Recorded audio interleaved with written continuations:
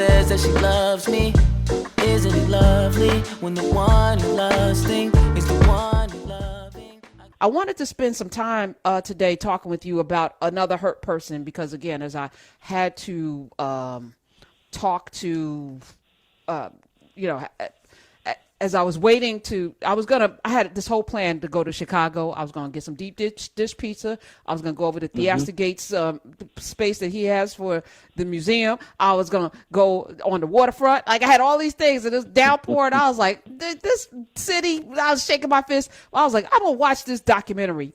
And you know what? I have a better understanding of Clarence Thomas, and I actually understand in his mind, aside from the corruption, because I think he's corrupt, because I think after a while you just don't care anymore. And then power absolutely corrupts because he's got a job for life.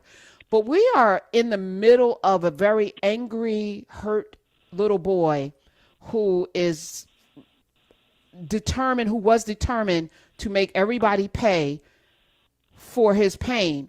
And so I'm going to play some clips, and I want to talk with you about Clarence Thomas, because in many ways, he is the architect of this current Supreme Court, not Alito. Sure. I learned that. Sure. We underestimated Clarence. I thought, he was the guy cheating off of Scalia because he doesn't have the acumen, because he doesn't. But what he has is pure fury, which sometimes could supersede any kind of, study in the classroom. Just your sheer will can get you to a place. And that man was determined to be, first of all, in this position to have absolute power, and he absolutely has it now. 866-801-8255. And so I want to go back to the source.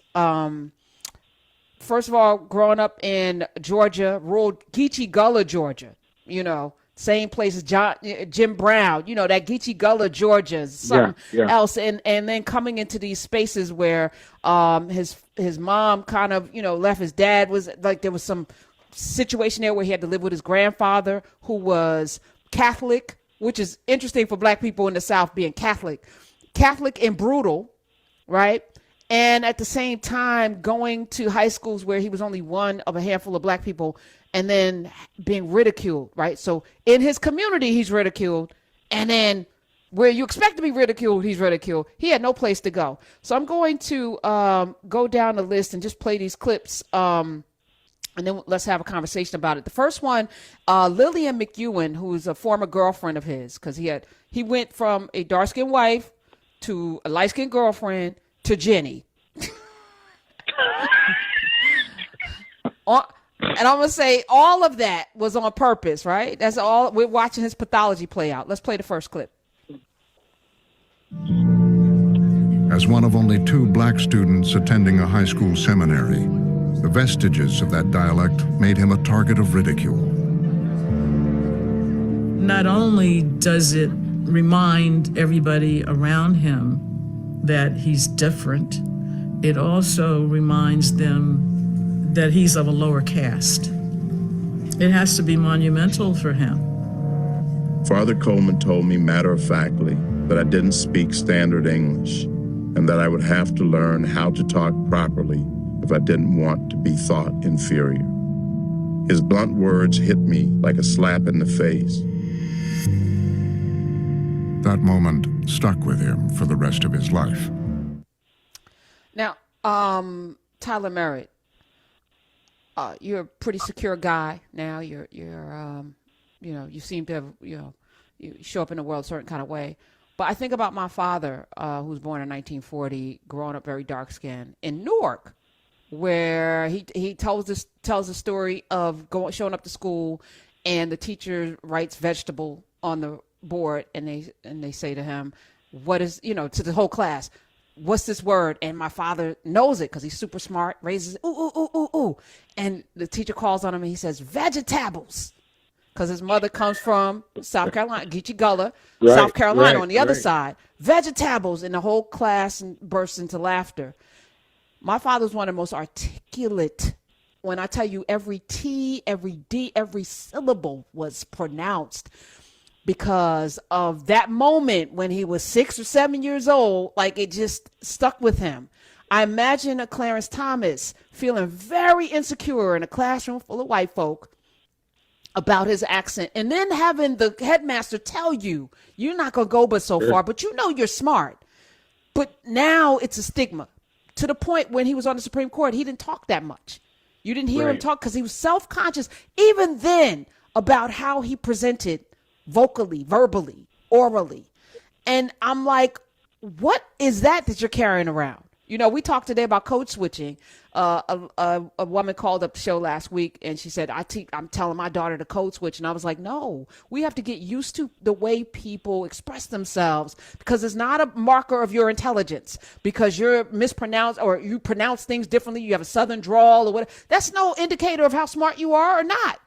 Your inability to articulate the way other people, we got to get used to that. Even people coming from other countries with PhDs with accents, there's this notion that somehow you're not as smart. There are people that have been here for 40 years and still have an accent and have a PhD in another country, a medical degree. We have to stop that. And the only way we stop that is by presenting ourselves as authentically as possible so people can get used to all of the shades and ways in which we express ourselves. But this man didn't have that. So he had a stigma and an insecurity and an inferiority complex that he carried with him. I'm going to play this next clip where the same girlfriend, Lillian McEwen, talks about how conscious he was pronouncing words. Play it. Clarence, when he got really relaxed, would revert to some of those ways of phrasing and that accent. But he was always extremely conscious of how he pronounced words because he had been forced to do that. When the justice was on the high court, he was famous for not speaking during oral argument. And one of the explanations he would offer for that was because he was embarrassed about how he talked, even though that was so far that no one who knows the present-day Clarence Thomas would think that that would be a concern of his, but it indeed was. Have you ever, and I'm asking everybody, felt insecure about how you showed up around certain folk? Tyler Merritt? 100%. I mean, I don't know who hasn't. I don't, I'll be honest with you, I don't as much anymore, but I think there's a couple things that are involved in that. And if I'm being 100% honest, some of it has to do with the fact I have money.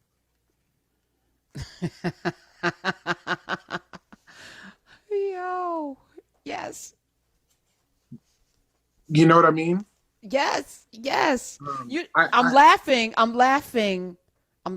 because, and I'm gonna be 100% honest. I have never been financially insecure in my entire life, primarily because of my dad, my mom. I've always had a safety net. I could always fall back, and maybe that is why I've never really given an F because I'm like I could always go home. My people gonna take care of me. Yeah, I'm gonna be okay. You know what I'm saying? Right. So maybe I'm like, if you don't like me, that's okay. They like me. I can get another job, or I can go home and work in the house. I'm gonna eat. I'm gonna have a roof over my head, and it gives you a level of security that I think particularly as a young person, that you're like, okay, I might have been fired. This is painful, but But here's the other thing too, and you get my full attention now. Our technical difficulties have me a little thrown, but sorry. Listen, there's a piece of me, Karen, that I wish to anybody having money in their life at some point, because it makes you feel differently. You walk with your head in the air. When you have that kind of weird financial security, you can walk into a room, especially as a person of color, and it doesn't, to me, matter what anybody really thinks about me or what they think how I'm dressed or whatever, because I kind of have this weird stability, and finances do that. People say it all the time. Money doesn't make you happy. But I feel like the people that say that, let me be really clear. Money alone will not make you happy, but being broke will make you shitty. You know what I'm saying? Facts. You know what Facts. I mean? So Facts. all that to say, it has to do with the idea of walking in and how you feel when you're in a room. But getting back to Clarence Thomas for a minute, man, he falls into this weird category for me, Karen, because I try to tell people all the time, we as Black people are not monolithic. So do not be surprised when Black people don't act the way you think they should, because we are not monolithic. And I preach that. I preach that. Like, you need to allow all people to be how they are based on where they come from, what their individual story is. And then do not be surprised when that person loves country music. You don't know what their storyline was that they came there. The problem I have with Clarence Thomas is he falls perfectly into the category of Black people are not monolithic. But that dude makes my blood boil, Karen. Like, he makes my blood boil in a way that, like, it makes me fight against everything when I talk about, like, I want to be like, bro, I know Black people aren't monolithic, but I need answers, man. Like, I need to know how we got here. I'm going to encourage everyone to watch Clarence and Gini, the documentary on PBS, because I really feel like I see him and her, because they both, she has been in several cults, including this latest MAGA cult. And so she's somebody that feels very strongly that she's right. She feels very strongly that she is right. And now she's a puppet master too, by the way. But Clarence also, they used each other to get to where they wanted to go. And she always wanted to be in politics. So then I think she's done better because she doesn't have to pander to anybody. She can do whatever the hell she wants. And she's got ultimate power. She's got a seat on the Supreme Court. For him, it was Black people called him all kinds of names. He was called the blackest person in the, I mean, he was demonized by Black people.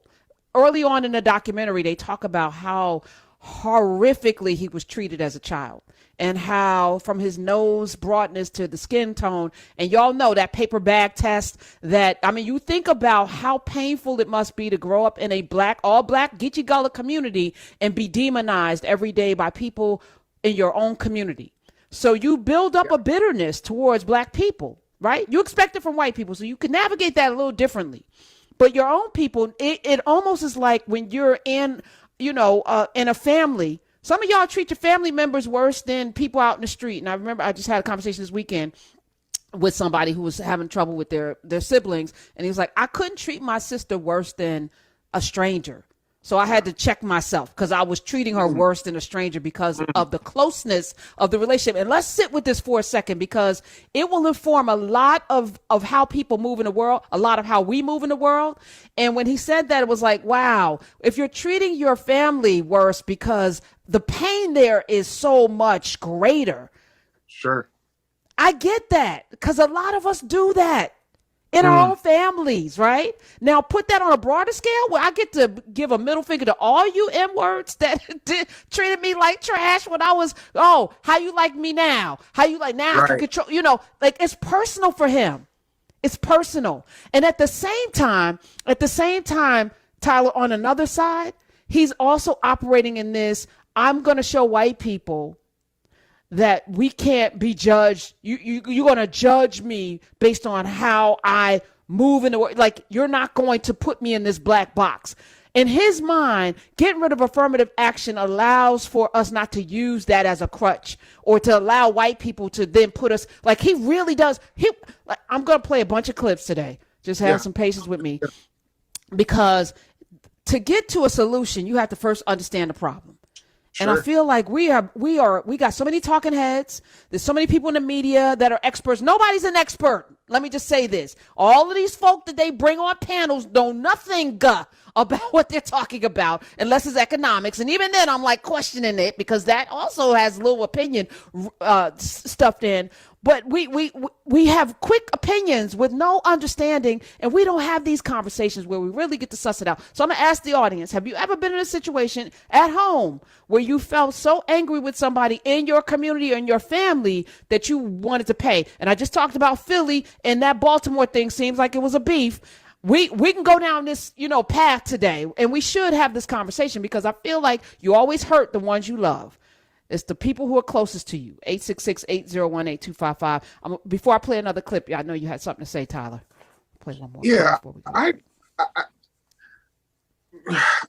I appreciate the fact that we are, and I'm going to keep it real. This is what we're doing by playing these clips and talking about Clarence Thomas, is that we are creating, whether we are doing this on purpose or not, we are creating some empathy for Clarence Thomas.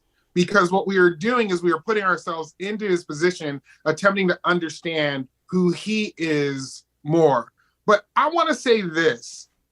I grew up in an environment as a dark Black man, and I talk about it in my book, I Take My Coffee Black.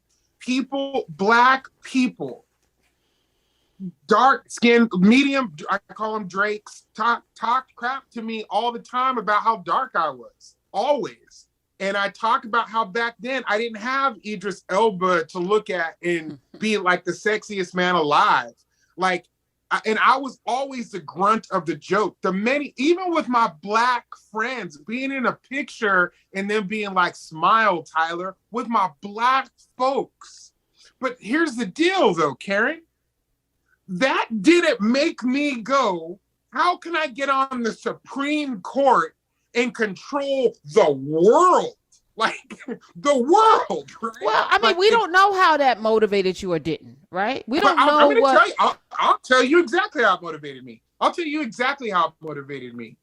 Now, you better believe it. Anytime that I have the ability to talk about how sexy I am as a dark-skinned Black man, I try to tell the world. Because I know there's a little kid that's dark like me, and I'm going, bro, come on, keep going. It may seem a certain way in 6th grade, but wait until you get in college and people love the rich darkness of your tone. That's why with my book, A Door Made for Me, I didn't want the kid to be light-skinned Black. I said, make sure that kid is dark-skinned. So how it affected me is I didn't take it back out on my Black brothers and sisters.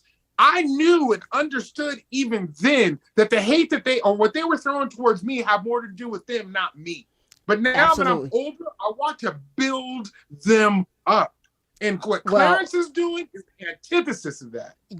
In his mind, though, and we're going to go into his mind, 866-801-8255, I think it's a little different. And we do the opposite now with the light skin, piss colored, all of this, Chris Brown. And let's stop doing all of that. Let's stop demonizing any way that we show up in the world, because at the end of the day, however you show up is okay. It's not just okay. It's beautiful. It's on purpose. It's everything. Lean into it. We're all different for a reason. To even ridicule people for skin tone, nose, lip sizes, hair texture, nothing we can control, by the way, is insane. It's absolutely insane. Why did you do it? Because you don't feel good about yourself? Well, feel good about yourself. Get to a place where you feel good enough to not have to demonize somebody for how they look. Right. Period.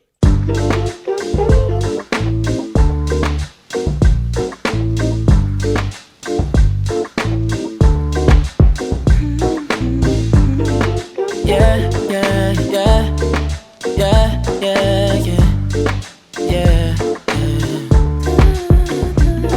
I run my fingers through her hair as she smiles and says that she loves me. Isn't it lovely when the one you love thinks is the